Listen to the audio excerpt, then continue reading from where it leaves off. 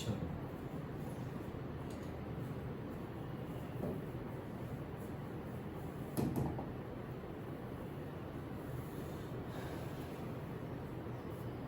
हम कौन सी प्रेयर आए थे? 7th।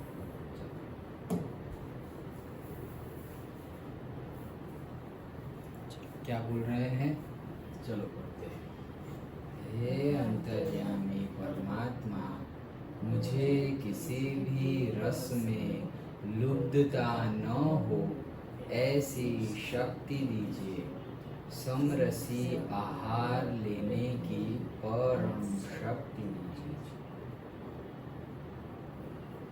हाँ, तो ये जो हमारी प्रेयर है उसमें क्या मैसेज है कि प्रभु गॉड हमें शक्ति दीजिए। किस चीज़ की शक्ति?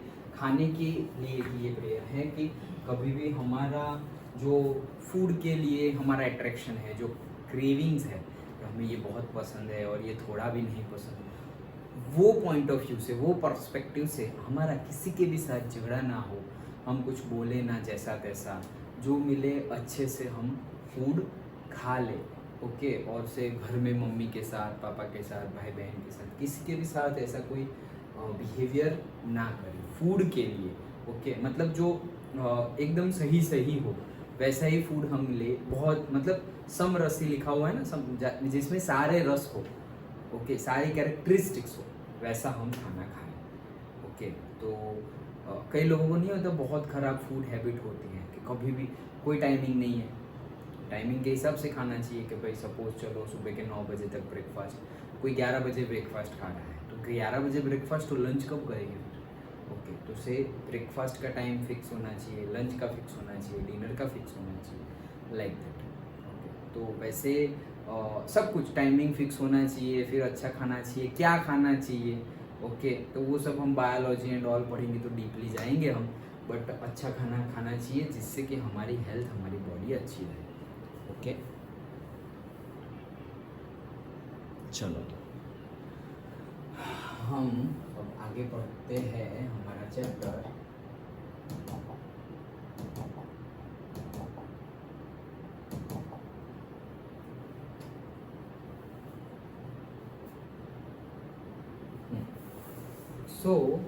ये तो हमने देख लिया था।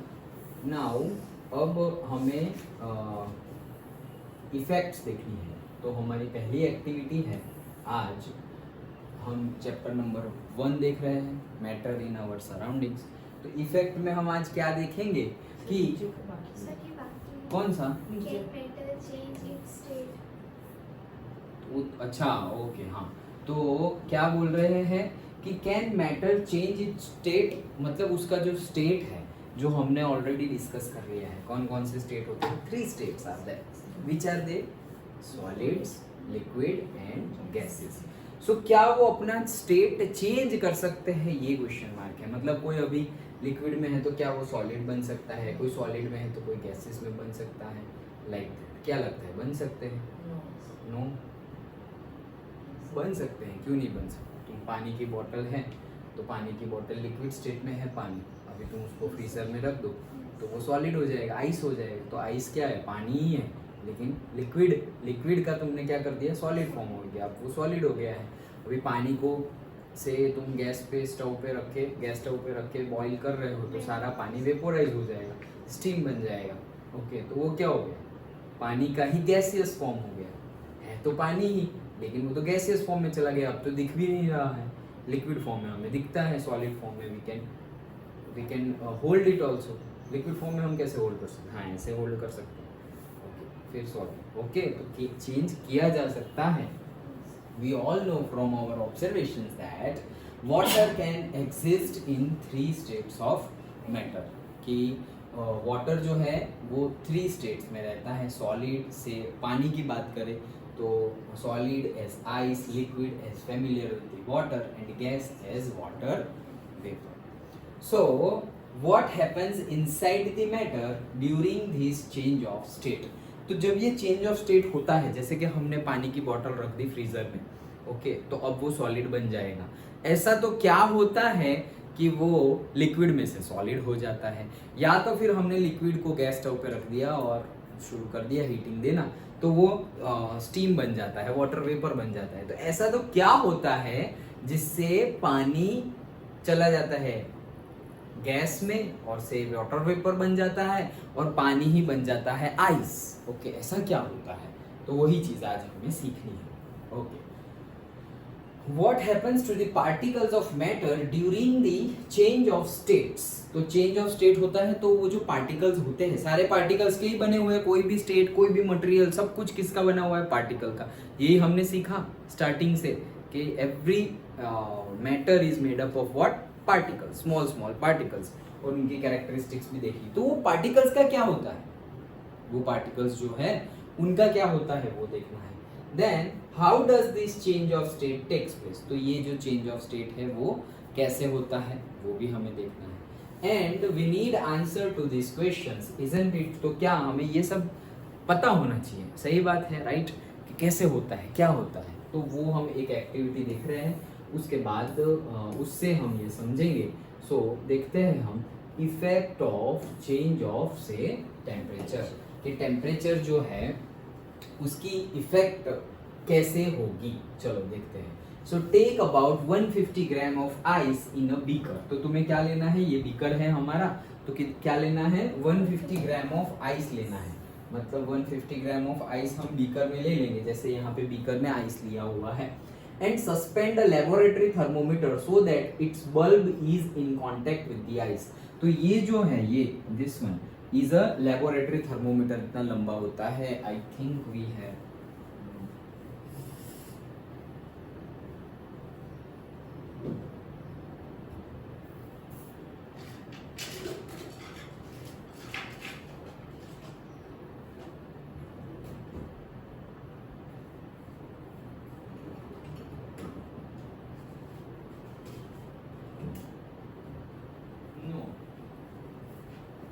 currently it is not there, but we had, means this is a laboratory thermometer, maybe you have seen or you will see in the school.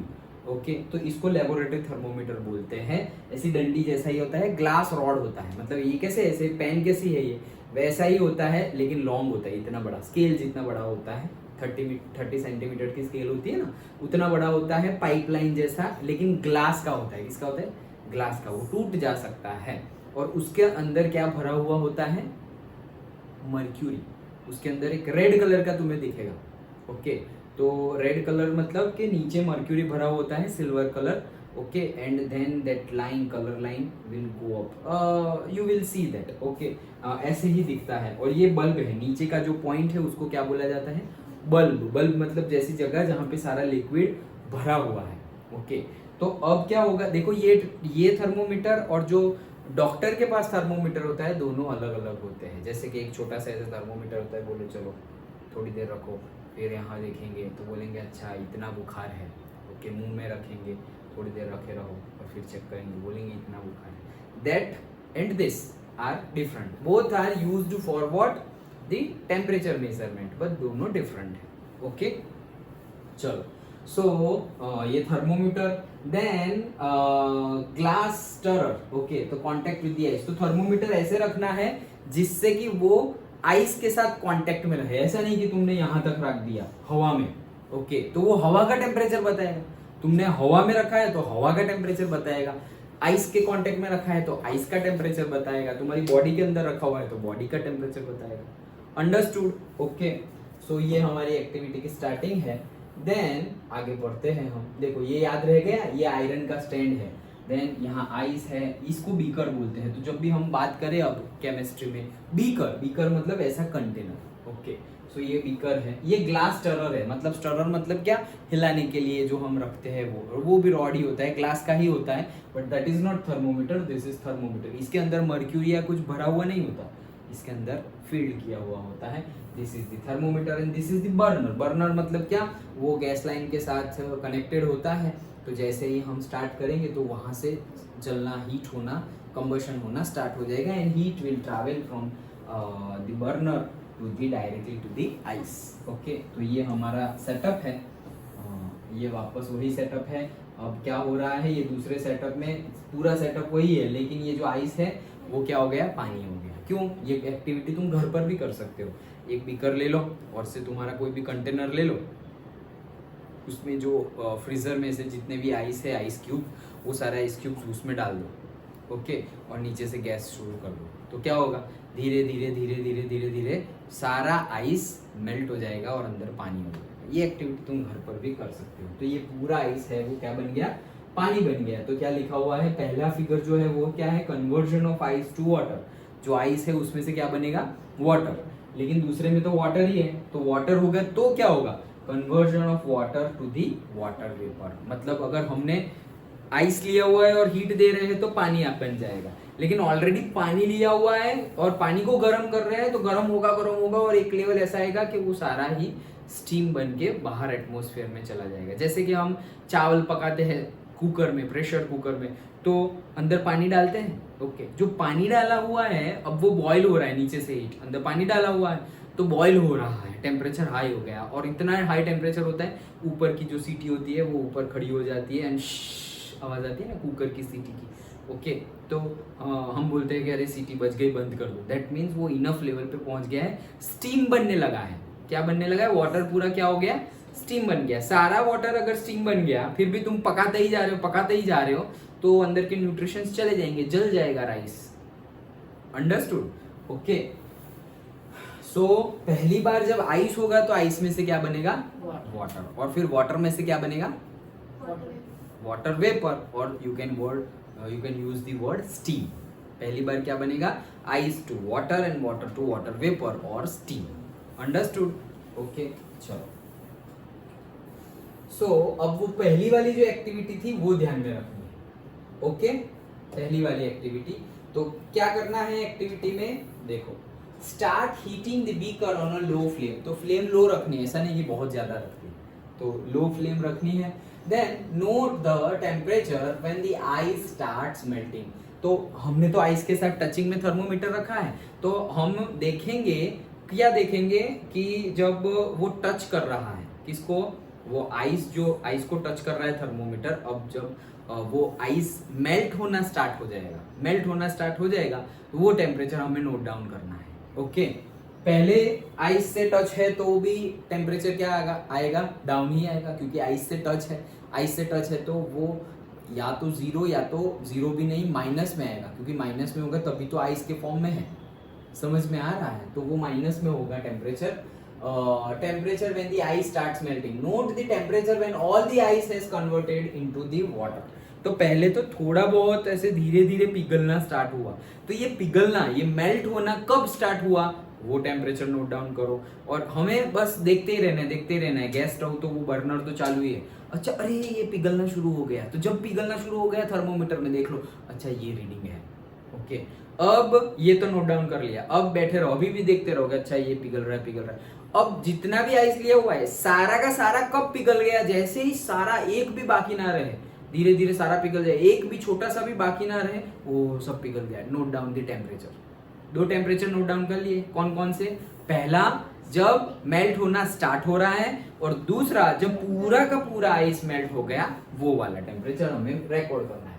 Record your observations for the conversion of solid to liquid state. तो ये जो second वाला हमने देखा, तो वो क्या था, ऑब्जर्वेशन था, converting from solid to liquid state. तो कैसे, क्योंकि आइस किस में था, सॉलिड स्टेट में था, ओके। एंड नाउ पूरा का पूरा मेल्ट हो गया, तो वो क्या बन गया, लिक्विड। तो सॉलिड से लिक्विड बन गया, कौन से टेम्परेचर पे बन गया, that we have to check, okay. Now put a glass rod in the beaker and heat while stirring till the water starts boiling. तो भाई क्या करना है, अब ग्लास रॉड डालना है, ओके। एक एक्टिविटी खत्म, अब दूसरी एक्टिविटी क्या, ग्लास रॉड डाला, ओके, और अब उसको स्टर करते रह रहे हैं, और वो तो चालू ही है। जैसे ही स्टीम बनना शुरू हो, यू कैन सी के ऐसे ऐसे ऐसे ऐसे करके स्टीम निकल रही है अंदर से। जैसे ही तुम्हें पता, एक हाथ से तो स्टर कर रहे हो तुम, कंटिन्यूअसली हिलाते ही रहना है, ओके, स्टर करते ही रहना है, और ऐसे ही स्टीम निकलने लगी, देन यू विल अंडरस्टैंड, ओह ये वापस अब चेंज होने वाला है। तो जैसे हमने मेल्टिंग स्टार्ट हुई वो टेम्परेचर रिकॉर्ड किया था, वैसे ही अब ये जो लिक्विड में से स्टीम बनेगी उसको क्या बोलेंगे? वेपोराइजेशन। क्या बोलेंगे? वेपोराइजेशन। तो ये वेपोराइजेशन जैसे ही स्टार्ट हो गई। Note down that temperature. अब कंटिन्यूअसली उसको देखते रहो। सारा का सारा पानी वेपोराइज हो गया। All the water have been vaporised. सारा पानी वेपोराइज्ड हो गया। अब वो भी टेम्परेचर नोट डाउन कर लो। 4 टेम्परेचर हमने नोट डाउन कर लिए। One at the start when first temperature is the starting of the melting of the ice. Second temperature when all the ice has been melted. Okay. Third temperature starting of the vaporizing of the liquid. And fourth temperature when all the liquid have been vaporized. Understood? 4 temperature हमने note down किए. Now keep a careful eye on the thermometer reading till the most of the water has vaporized. Record your observations for the conversion of water in the liquid state to the gaseous state. तो हमने ये 4 temperature note down कर लिए हैं। Now आगे देखते हैं। Okay चलो। So now on increasing the temperature of solids, अब देखो क्या हो रहा है। हमने बोला ना कि पार्टिकल्स में क्या हो रहा है वो भी हमें देखना है। अब हम समझते हैं। चलो क्या हुआ? On increasing the temperature of solids, the kinetic energy of the particle increases. पहला क्या हुआ? सॉलिड है। सॉलिड की जैसे ही हमने हीट दिया और जैसे ही हीट दिया और उसकी एनर्जी हीट जब भी दी तो क्या हुआ कि उसके जो पार्टिकल्स है उसके पार्टिकल्स की काइनेटिक एनर्जी है वो बढ़ने लगी। काइनेटिक एनर्जी जिससे वो भागते रहते हैं, कल देखा था हमने। Okay, they are continuously moving. वो हमने पार्टिकल की कैरेक्टरिस्टिक्स में देख लिया है। Particles are continuously moving. Gaseous में they are having more kinetic energy, highest kinetic energy. Liquid में lower than that of the gaseous state and solid में सबसे कम होती तो है। सॉलिड में भी जैसे अभी सॉलिड है तो उसके एटॉम्स, उसके अंदर के जो पार्टिकल्स है वो भी मूवमेंट तो कर रहे हैं बट उतनी नहीं जितना गैस और लिक्विड में हो रहा है। अंडरस्टूड? ओके। और वो इतनी कम होती है कि वी कैन नॉट सी कि वो मूव कर रहे हैं क्योंकि उनके पास जगह भी नहीं होती। पार्टिकल्स तो एक के बाद एक ही लगे हुए होते हैं, तो हमें क्या लगता है कि वो वाइब्रेट हो रहा है। क्या लगेगा हमें? कि वो वाइब्रेट हो रहे हैं एक ही जगह पर। अंडरस्टूड? तो चलो, पहला पॉइंट क्या हुआ कि भाई पार्टिकल्स जो है उनकी काइनेटिक एनर्जी बढ़ गई। कैसे बढ़ गई? टेम्परेचर बढ़ा इसलिए। Okay. Second, due to the increase in the kinetic energy the particles start vibrating with greater speed. तो जैसे ही काइनेटिक एनर्जी बढ़ी तो क्या हुआ? पार्टिकल्स ग्रेटर स्पीड पे वाइब्रेट करना स्टार्ट कर दी। ओके चलो। The energy supplied by the heat overcomes the forces of attraction between the particles. तो क्या हुआ कि सपोज जो सॉलिड के पार्टिकल्स हैं, ओके, ये पार्टिकल्स है 2, ये 3, ये पार्टिकल्स है सॉलिड के। तो अब क्या हो गया कि जो हम जो हीट दे रहे हैं तो ये लोग के पास फोर्स ऑफ अट्रैक्शन है। वो फोर्स ऑफ अट्रैक्शन वाला भी कल हमने देखा था।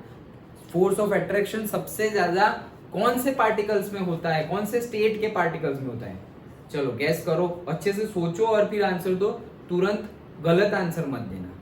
फोर्सेस ऑफ अट्रैक्शन कौन से स्टेट के पार्टिकल्स के बीच में ज्यादा होता है? गैसियस स्टेट में जो पार्टिकल्स होते हैं उनके बीच में फोर्स ऑफ अट्रैक्शन ज्यादा होता है।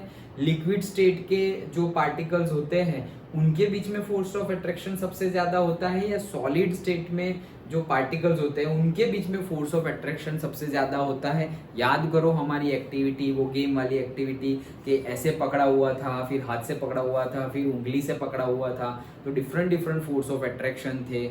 याद करो और फिर आंसर दो। सॉलिड में क्या फोर्स ऑफ अट्रैक्शन सबसे ज्यादा? तुम बताओ।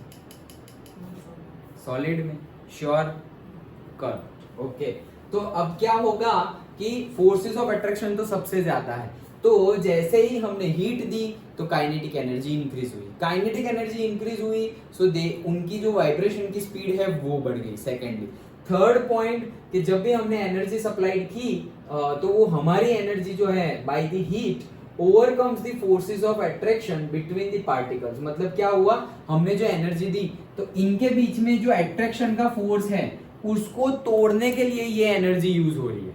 जो हम हीट दे रहे हैं अभी, तो वो हीट जा कहाँ रही है, इनके बीच में बॉन्डिंग है ना, जैसे अभी ये आइस के पार्टिकल्स हैं, आइस ही है अभी सॉलिड स्टेट में, तो उनके बीच में बॉन्डिंग है, अभी बॉन्डिंग है, बहुत अच्छी बॉन्डिंग है क्योंकि सॉलिड स्टेट में है। तो अब हम हीट दे रहे हैं नीचे से, तो नीचे से जैसे ही हीट देंगे तो यू विल ऑब्जर्व, जो वो 4 रीडिंग हमने दिए थे, तो सबसे पहला रीडिंग सपोज ऐसा आया -5 degree Celsius, first reading when we have not started the experiment, okay, सिर्फ पहला वाला, तो -5 डिग्री सेल्सियस क्या आया, -5 डिग्री सेल्सियस। अब हमने हीटिंग देना स्टार्ट किया, क्या स्टार्ट किया, हीट देना स्टार्ट किया है, नीचे से कंबशन स्टार्ट कर दिया ना, बर्नर स्टार्ट कर दिया, तो हीट देना स्टार्ट किया।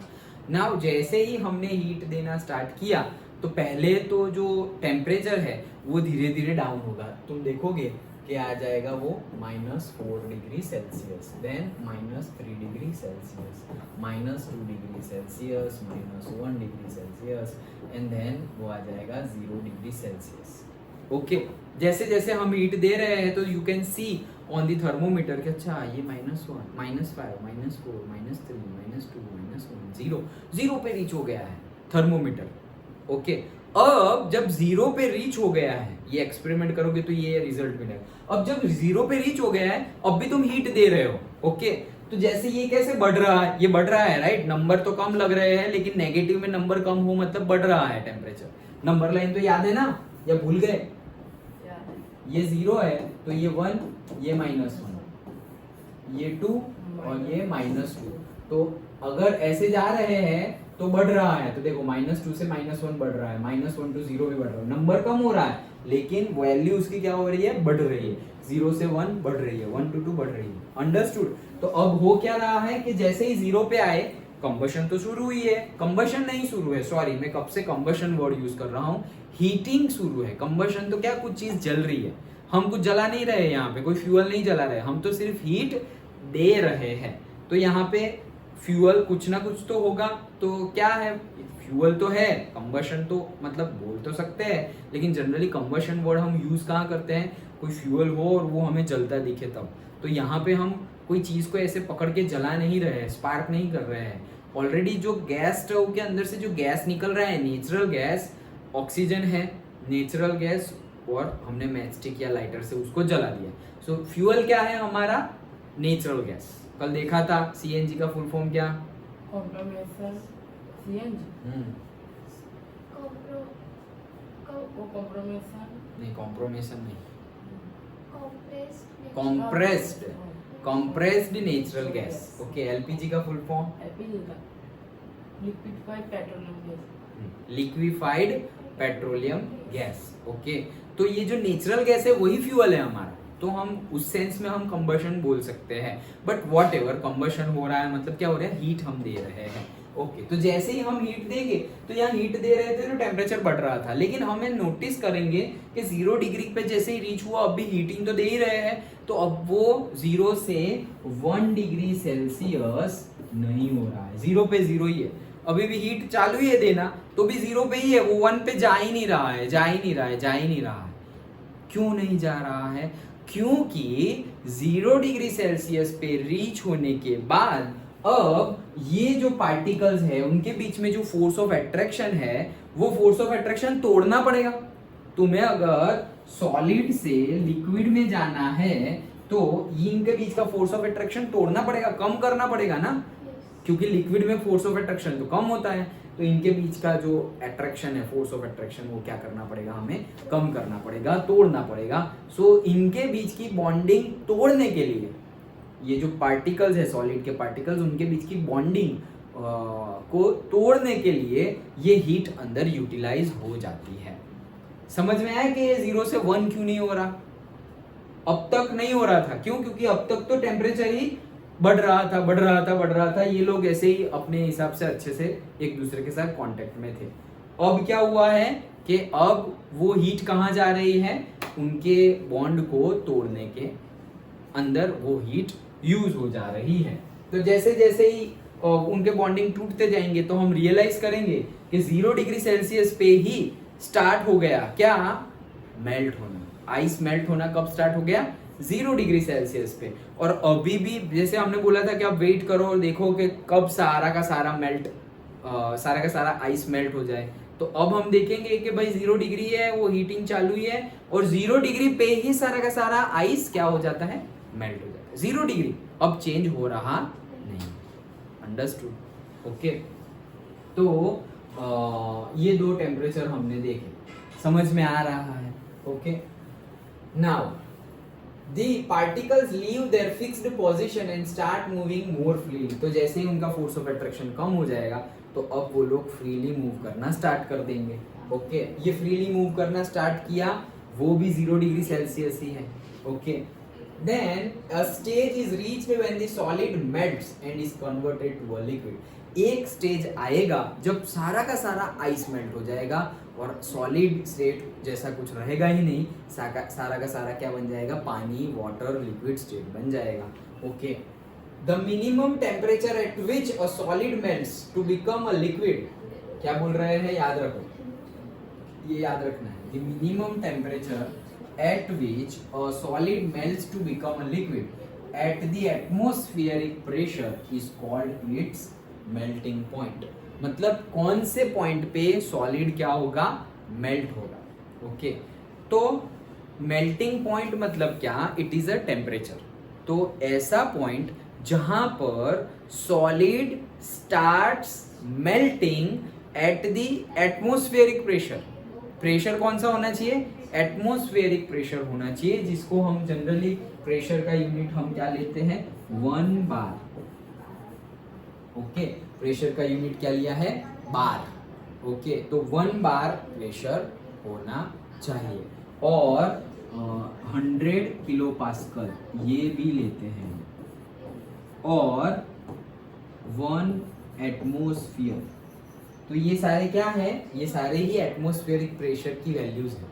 ये प्रेशर के यूनिट है, बार, किलो पास्कल, एटमॉस्फेयर, ये प्रेशर की क्या है, यूनिट, और उसकी वैल्यू क्या है, 100 और 1।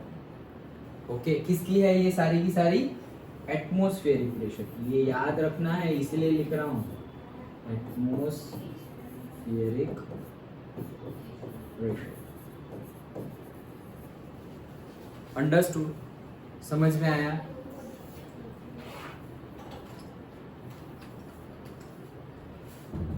समझ में आ रहा है?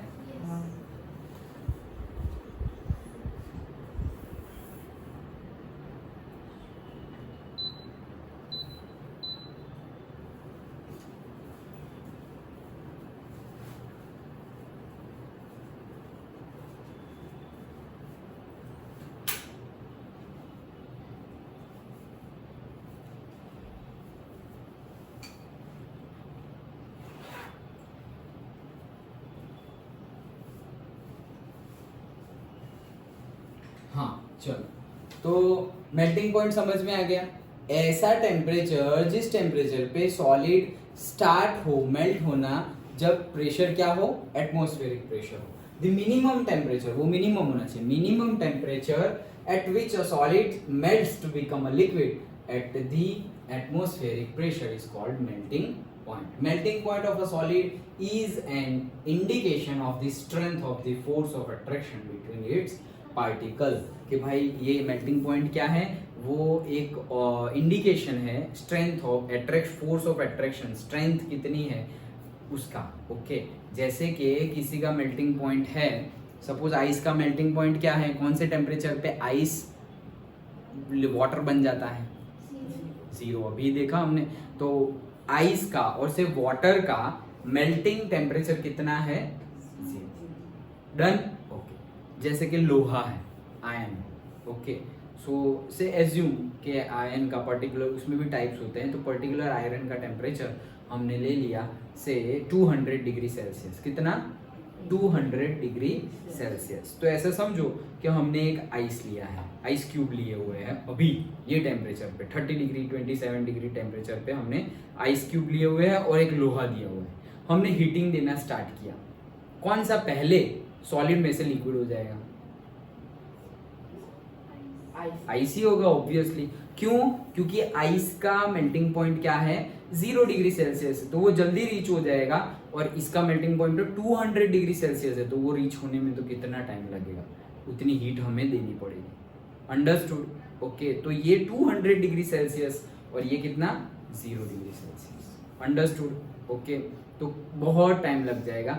सो ये है आइस एंड आयन की हमने कंपैरिजन की कि ये जो टेम्परेचर है वो टेम्परेचर बढ़ता जाएगा कि तो हमने क्या बोला है कि melting point is an indication है किस चीज का, फोर्स ऑफ अट्रैक्शन। तो फोर्स ऑफ अट्रैक्शन किस में ज्यादा होगा, कौन किसके पार्टिकल्स के force of attraction will be more, ice के या फिर आयरन के, किसके,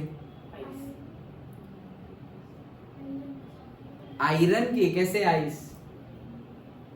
आइस के पार्टिकल के बीच में अगर फोर्स ऑफ अट्रैक्शन ज्यादा होता तो वो तो सॉलिड में से लिक्विड बनता ही नहीं। सबसे पहले कौन बन रहा है सॉलिड में से लिक्विड, आइस बन रहा है। तो हम टेम्परेचर देंगे तो उसकी फोर्स ऑफ अट्रैक्शन कम होगा, तभी तो वो लिक्विड बनेगा। तो वो तो कम है। जैसे कि ऐसा कोई और ले लो, कोई और मेटल है, ओके, जैसे ये प्लास्टिक है, तो ये प्लास्टिक सपोज 100 डिग्री सेल्सियस पे ये लिक्विड बन जा रहा है, कितने पे, 100 डिग्री सेल्सियस पे। तो हमने एक आइस लिया, एक प्लास्टिक लिया और एक आयरन लिया। ये है 0 डिग्री, ये है 100 डिग्री और ये है 200 डिग्री। तो अब मुझे बताओ कि कौन से पार्टिकल्स कौन से मटेरियल के, कौन से मैटर के पार्टिकल्स के फोर्स ऑफ अट्रैक्शन सबसे ज्यादा है और सबसे कम किसकी है, और बीच वाली पेन और से प्लास्टिक की, ओके। और मेल्टिंग पॉइंट सबसे कम किसका है, आइस का। और मेल्टिंग पॉइंट सबसे ज्यादा किसका है, आयरन। समझ में आया?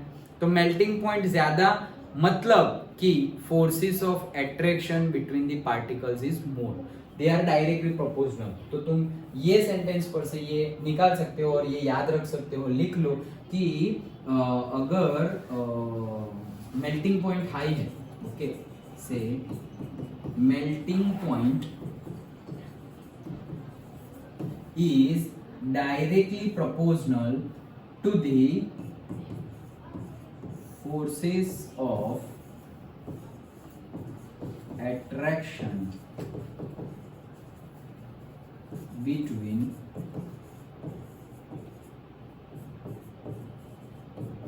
particles। क्या बोल रहे हैं हम कि melting point is directly proportional to the forces of attraction between the particles। मतलब इसका मीनिंग क्या हुआ, डायरेक्टली प्रोपोर्शनल मतलब क्या, ये बढ़ेगा तो ये भी बढ़ेगा, ये कम होगा तो ये भी कम होगा। इनवर्सली प्रोपोर्शनल मतलब क्या, ऐसे लिखा हुआ होगा, जैसे x is inversely proportional to 1/y।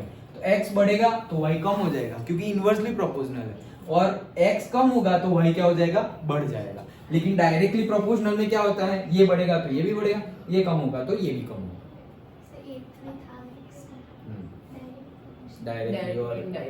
Direct और इनवर्स।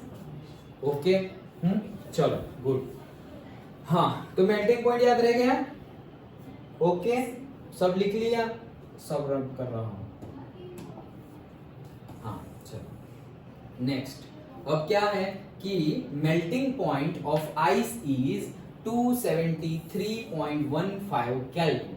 ओके, ये क्या है, केल्विन टेम्परेचर का यूनिट है। ओके, हमने क्या बोला था, 0 डिग्री सेल्सियस। तो 0 degree Celsius is equals to 273.15 Kelvin. याद रहेगा, आइस का मेल्टिंग पॉइंट कितना है, 273.15। 15 बोलो तो भी चलेगा, नहीं बोलो तो भी 273 केल्विन बोलोगे तो भी चलेगा। Okay, the process of melting, that is change of solid state into liquid state, is also known as fusion. याद रखना, व्हाट इज फ्यूजन, ऐसा पूछेंगे, व्हाट इज फ्यूजन। तो the process of melting of ice into the liquid is known as the fusion. Okay, when a solid melts, its temperature remains the same. When or solid melts, its temperature remains the same. So where does the heat energy go? क्या बोल रहे हैं कि when the solid melts, जैसे ही solid melt हो रहा है, तो जब melt हो रहा है तब its temperature remains the same. जैसे मैंने बताया था कि 0 डिग्री पे ही अटक गया, अब वो बढ़ रहा नहीं है, इट्स रिमेन्स दी सेम. तो भाई जो हम हीट दे रहे हैं, पहले हीट दे रहे थे तो उसका टेम्परेचर बढ़ रहा था, फिर से हीट दे रहे हैं उसका टेम्परेचर बढ़ रहा था. अब क्यों हीट दे रहे हैं तो उसका टेम्परेचर बढ़ नहीं रहा है 0 से 1 डिग्री में? करेक्ट, जो फोर्स ऑफ एट्रैक्शन है वो बहुत ज्यादा है और उसको तोड़ने के लिए, उसको ओवरकम करने के लिए, उससे ज्यादा फोर्स होने के लिए ये जो हीट है वो वहां पे यूज हो जा रही है. ओके, ध्यान दोगे तो सारे आंसर मिल जाएंगे. यस, दो you must have observed during the experiment of melting that the temperature of the system does not change after the melting point is reached till all the ice melts. This happens even though we continue to heat the beaker, that is, we continue to supply heat. This heat gets used up in changing the state from solid to liquid. Okay? अब देखो, note है ये kelvin, जो हमने अभी देखा वो 0 degree वाला. Kelvin is the SI unit of the temperature. तो एसआई यूनिट जैसे हमने बात की थी, वॉल्यूम का एसआई यूनिट क्या है? वॉल्यूम का metre. Metre cube. Centimetre. Okay, metre cube. हाँ, सेंटीमीटर क्यूब नहीं, metre cube. Centimetre cube volume का यूनिट है, लेकिन एसआई यूनिट क्या है? Metre cube. डेंसिटी का यूनिट क्या है?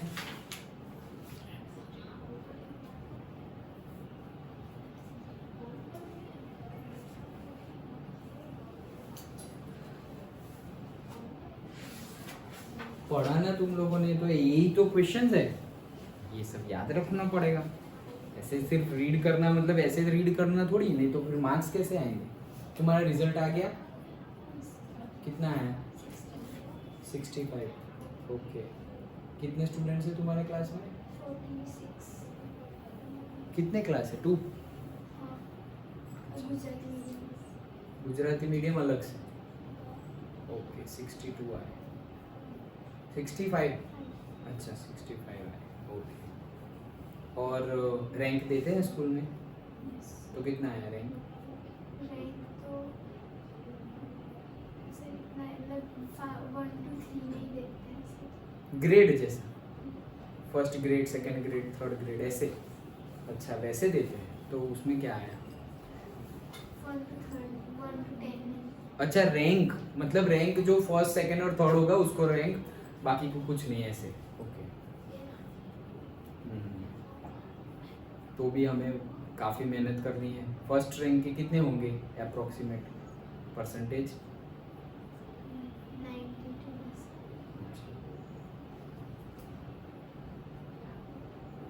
मेहनत करनी है हम लोगों को, ठीक है? अच्छे से पढ़ो. जो इतना टाइम मिल रहा है पढ़ने का, तुम पढ़ते भी हो, ऐसा नहीं कि नहीं पढ़ते, पढ़ते भी हो, और ध्यान लगा के पढ़ो.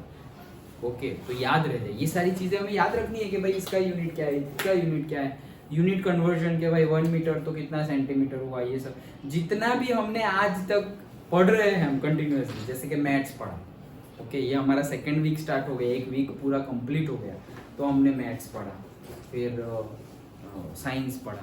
तो ये जितना भी पढ़ रहे हैं पूरा का पूरा पढ़ते जाओ, रिपीट करते जाओ. बुक में से पढ़ते हैं हम, बुक में से ही तो पढ़ रहे हैं, बुक में से रिपीट करो. ओके, तो याद रह जाएगा. अंडरस्टूड? चलो, so 0 degree Celsius is equals to 273.15 Kelvin. For convenience we take 273, rounding off the decimal. To change the temperature on the Kelvin scale to the Celsius scale, you have to subtract 273 from the given temperature, and to convert the temperature on the Celsius scale, the Kelvin scale, you have to add the 273 to the given temperature. तो ये ऐसे भी numericals हमें आएंगे. क्या बोल रहे हैं नोट में कि टेम्परेचर स्केल को केल्विन स्केल में मतलब सेल्सियस को केल्विन में कन्वर्ट करने के लिए, जैसे कि यहाँ देखो हमारे पास सपोज गिवन होगा कि से 10 डिग्री सेल्सियस, क्या गिवन है? 10 डिग्री सेल्सियस। हमारे पास ये तो हमें याद है क्या, 0 degree Celsius is equals to how much Kelvin, 273। तो 0 डिग्री मतलब क्या हुआ यहाँ पर 273 केल्विन, ऐसा हुआ। ओके, अब हमें सेल्सियस में से केल्विन में जाना पड़ेगा, तो प्लस करना है, और केल्विन में से सेल्सियस में जाओगे तो माइनस करना है। किससे? 273 से। क्यों ऐसा कर रहे हैं हम? क्योंकि यहाँ देखो ये 0 है सेल्सियस, ये कितना है 10 सेल्सियस। 0 सेल्सियस को 10 सेल्सियस बनाने के लिए मुझे कितने ऐड करने पड़ेंगे? कितने ऐड करने? 10 ऐड करने पड़ेंगे 0 में। सो 0 प्लस 10 डिग्री सेल्सियस। तो यहाँ 10 ऐड किए तो यहाँ पर भी 10 ऐड कर दो। ओके, तो ये क्या हो गया 0 plus 10 degree Celsius is equals to total कितना हो गया ये 283 केल्विन हो गया। तो 10 डिग्री सेल्सियस मतलब क्या आया 283 केल्विन। जैसे यहाँ पे लिखा हुआ है क्या कि फॉर कन्वीनियंस 0 ये after to change the temperature on the Kelvin scale the Celsius scale you have to subtract, मतलब केल्विन में से सेल्सियस में जाना हो तो सबट्रैक्ट। ओके, केल्विन में से सेल्सियस में जाना हो तो, और to convert on the Celsius scale to the Kelvin, मतलब जो सेल्सियस में है उसमें से केल्विन में जाने के लिए हैव टू ऐड 273, मतलब इसमें प्लस 273 कर देंगे तो वो क्या बन जाएगा 283 केल्विन। सपोज मुझे ऐसा गिवन है 300 केल्विन, तो अब मुझे केल्विन में से किस में जाना है सेल्सियस में जाना है, तो मैं क्या करूंगा 273 माइनस करूंगा, तो इसमें से मैं 273 माइनस करूंगा तो मुझे मिल जाएगा 27 डिग्री सेल्सियस। तो केल्विन का सेल्सियस आ गया। ओके, और अगर मुझे ऐसा दिया हुआ है कि भाई 27 डिग्री सेल्सियस है, उसको केल्विन में कन्वर्ट करो, तो हम क्या करेंगे 273 प्लस करेंगे, प्लस 273, तो that will be 300 kelvin. Done, पक्का समझ में आ गया। सेल्सियस में से केल्विन में जाना हो तो प्लस करना है, और केल्विन में से सेल्सियस में आना हो तो माइनस करना। अंडरस्टूड? श्योर? पक्का समझ में आ गया? पक्का, राइट? चलो, तो अब ये हमने तो देख लिया है।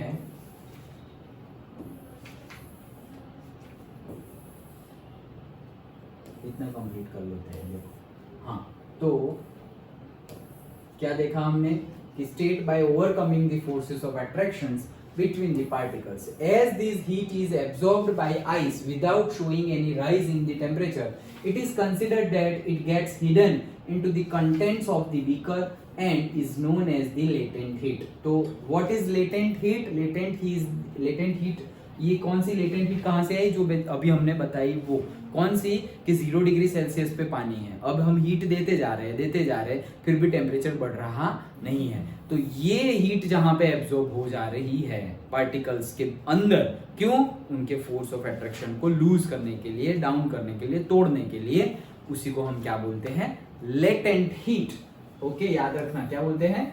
Latent heat. The word latent means hidden. The amount of heat energy that is required to change 1 kg of solid into liquid at atmospheric pressure at its melting point is known as latent heat of fusion. Okay, ये भी तुम्हें पूरी याद रखनी है। Melting point की definition भी याद रखनी है and latent heat of fusion की definition भी याद रखनी है। 5 बार पढ़ो तो याद रह जाएगी।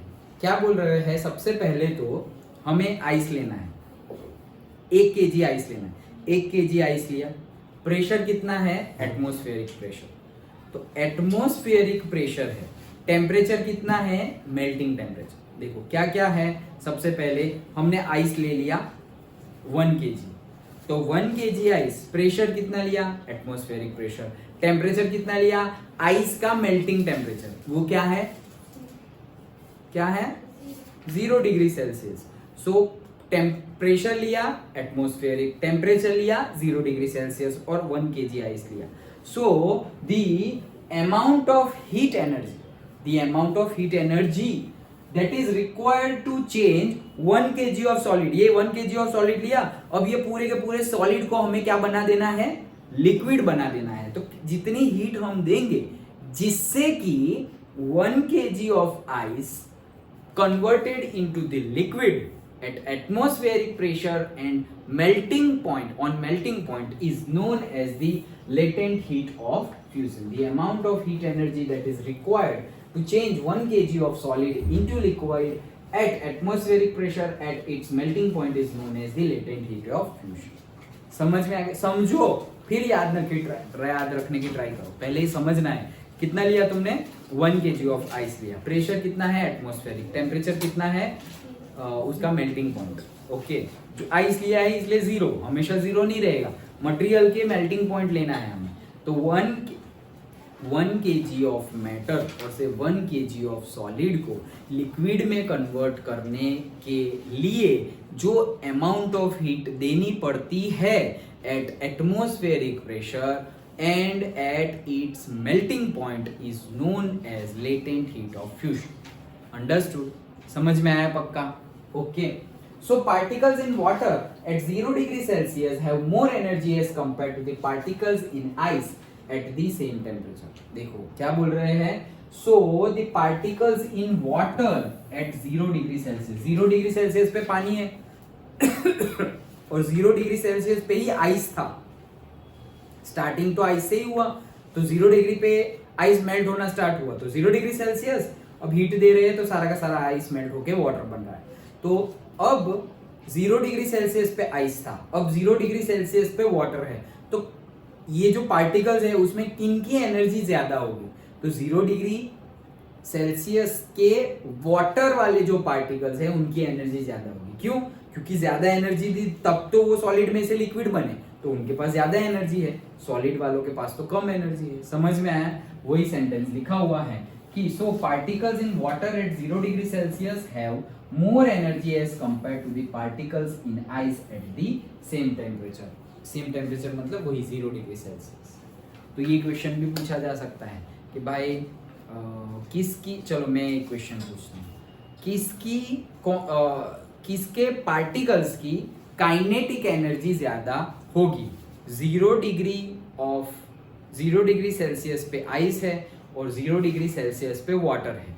अब यहाँ आइस के पार्टिकल्स है, यहाँ वाटर के पार्टिकल्स है. किसकी मतलब कौन से पार्टिकल्स की काइनेटिक एनर्जी ज्यादा होगी? आइस के पार्टिकल्स की काइनेटिक एनर्जी ज्यादा होगी या लिक्विड दैट इज वाटर के पार्टिकल्स की काइनेटिक एनर्जी ज्यादा होगी? किसके पार्टिकल्स की काइनेटिक एनर्जी ज्यादा होगी? वाटर.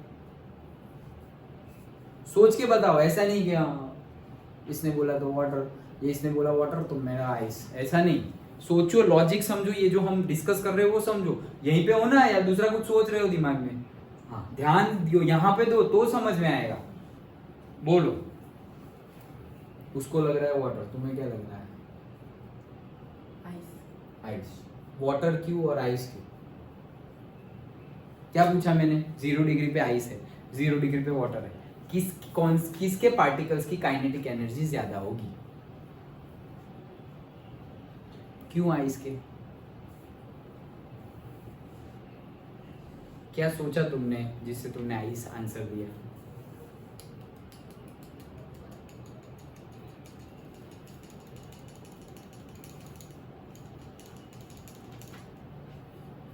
तुमने क्या सोचा जिससे तुमने वाटर आंसर दिया?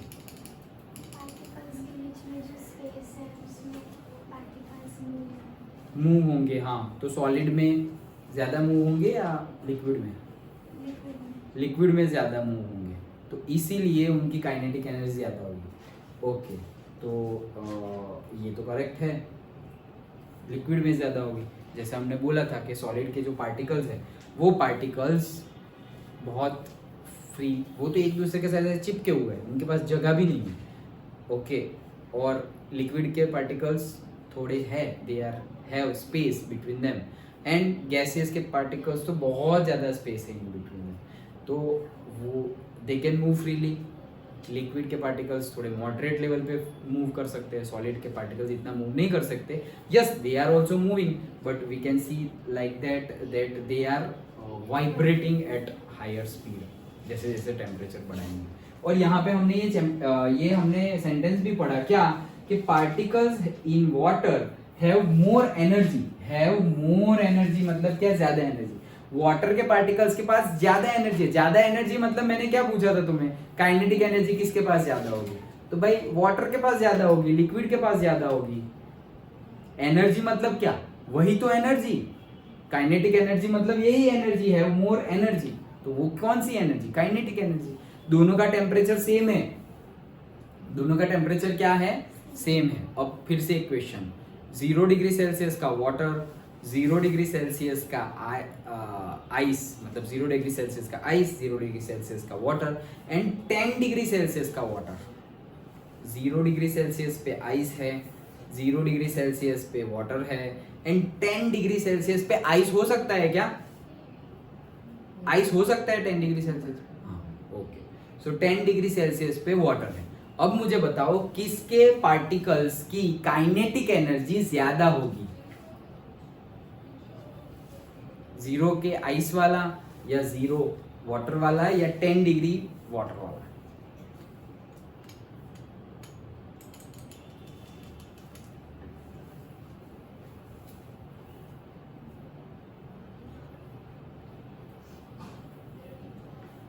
Zero 0 water. Water kinetic energy, तो 0 water, no, wrong answer. 10 degree water वाला जो पार्टिकल्स हैं उनकी काइनेटिक एनर्जी ज़्यादा होगी. क्यों, क्योंकि पार्टिकल्स की कैरेक्टरिस्टिक्स, फर्स्ट लेक्चर याद रखो, हमने देखा था जैसे जैसे टेम्परेचर बढ़ता है तो पार्टिकल्स की काइनेटिक एनर्जी क्या होती है, बढ़ती है. तो 0 डिग्री सेल्सियस पे वाटर है और 10 डिग्री सेल्सियस पे वाटर है, तो भाई टेम्परेचर बढ़ा, यहाँ पे टेम्परेचर बढ़ा तो काइनेटिक एनर्जी भी क्या होगी, बढ़ेगी, इंक्रीज होगी. अंडरस्टूड, समझ में आया. कैरेक्टरिस्टिक्स पढ़ी थी ना हमने पार्टिकल की characteristics, they are very very small in size, they are moving very fast, okay, उनकी काइनेटिक एनर्जी बहुत ज्यादा होती है. ये सब चीजें हमने पढ़ी ना पार्टिकल की कैरेक्टरिस्टिक्स में, सेकंड पेज पे ही है सब कुछ, याद आया.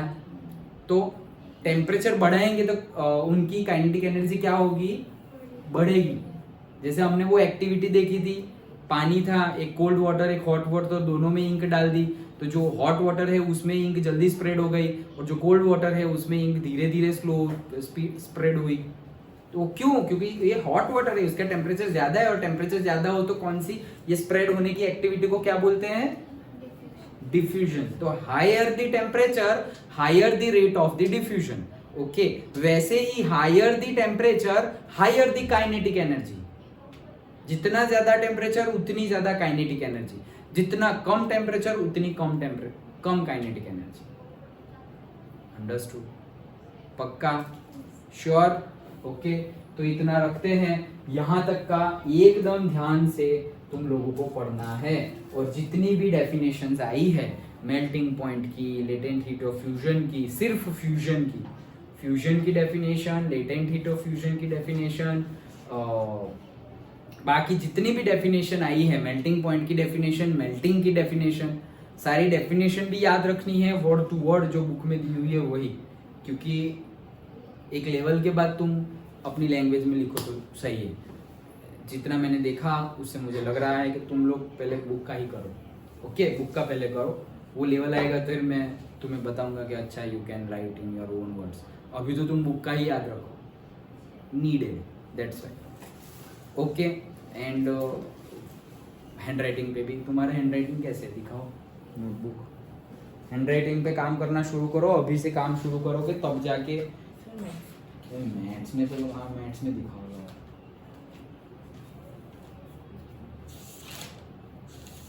करना पड़ेगा, काम करना पड़ेगा.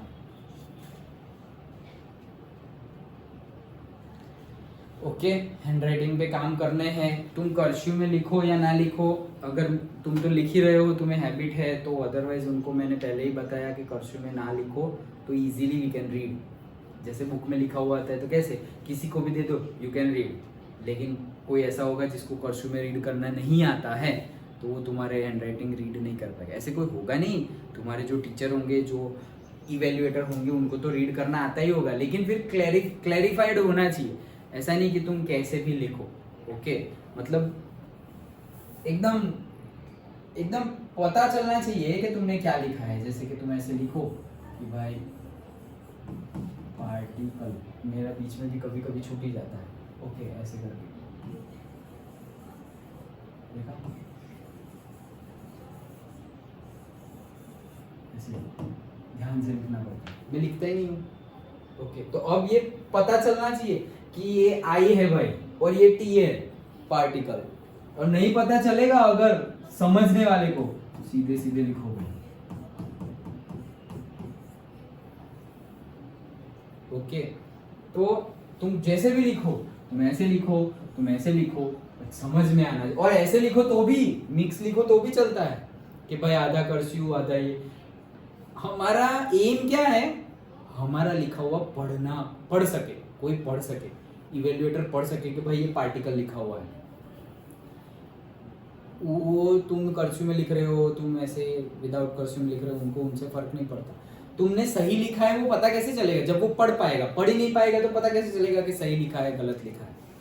ओके, और स्पेलिंग भी सही होनी चाहिए। मैं तो कर्सिव में लिखूं तो मेरे गड़बड़ी हो जाती है, स्पेलिंग ही गड़बड़ हो जाती है, क्योंकि प्रैक्टिस ही नहीं है ना। सो इसीलिए अगर तुम्हें जो प्रैक्टिस है वो प्रैक्टिस रखो, लेकिन इफ यू कैन चेंज, अगर चेंज कर सकते हो तो ऐसे सीधे सीधे ही लिखो। चेंज कर सकते हो तो हाँ, फिर ऐसा नहीं कि तुम्हें 6 महीने लग गए ये चेंज होने में, तो मत करो भाई, that time we don't have. Okay, अगर तुम दोनों में, कोई होता है स्टूडेंट जो लिखना हो वो कर्सिव में, तो कर्सिव में, ऐसा तो ऐसा, एक्स्ट्रा ऑर्डिनरी टैलेंट, तो उन लोग को मैं प्रेफर करूंगा कि भाई तुम विदाउट कर्सिव में लिखो। अगर हम ऐसे नहीं है तो जैसे है वैसे, लेकिन हैंड राइटिंग अच्छे होने चाहिए। अच्छे इन द सेंस थोड़ा जितना स्पेस होना चाहिए। अभी पार्टिकल में ऐसे भी लिख सकता हूँ, यही पार्टिकल को मैं ऐसे भी लिख सकता हूँ। तो ये पार्टिकल है और ये पार्टिकल है। ये पे क्या लिखा है, ये पी टी ई, कुछ थोड़ा दिखाई दे रहा है, थोड़ा नहीं दिखाई दे रहा है। ओके, तो वैसा नहीं होना चाहिए। और फिर ऐसा भी नहीं कि ऐसे तुम फैला के लिख दो कि पार्टिकल इतना बड़ा। स्पेस जितनी हो उतनी ही होनी चाहिए दो वर्ड्स के बीच में, और स्पेलिंग सही होना चाहिए। अंडरस्टूड? तो हैंडराइटिंग पे काम करो अभी। उनके लिए, उसके लिए मुझे कुछ सोचना पड़ेगा तुम्हारे हैंडराइटिंग, क्योंकि दोनों के हैंडराइटिंग पे काम करना पड़ेगा। ये हैंडराइटिंग से नहीं चलेगा, क्योंकि नेक्स्ट ईयर बोर्ड है।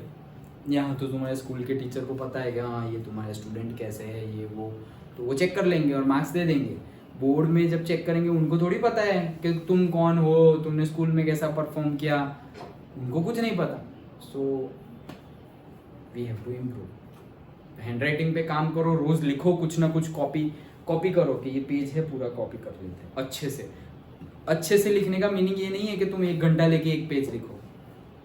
अच्छे टाइम में, बराबर टाइम में कंप्लीट होना चाहिए, नहीं तो आराम से लिखेंगे तो फिर हो गया। स्पीड भी चाहिए और क्वालिटी भी चाहिए। अंडरस्टूड? तो यहाँ तक का पढ़ लो। ओके, एकदम अच्छे से पढ़ लेना जो भी आ रहा है वो, एंड देन बाकी सब हम बाद में डिस्कस करेंगे। ओके, कल मे बी वी विल, कितना है chapter? Yes, so tomorrow maybe we will complete the chapter from the textbook. Then activity we are already doing, so in text question and exercise के questions we will do afterwards. Okay, sure?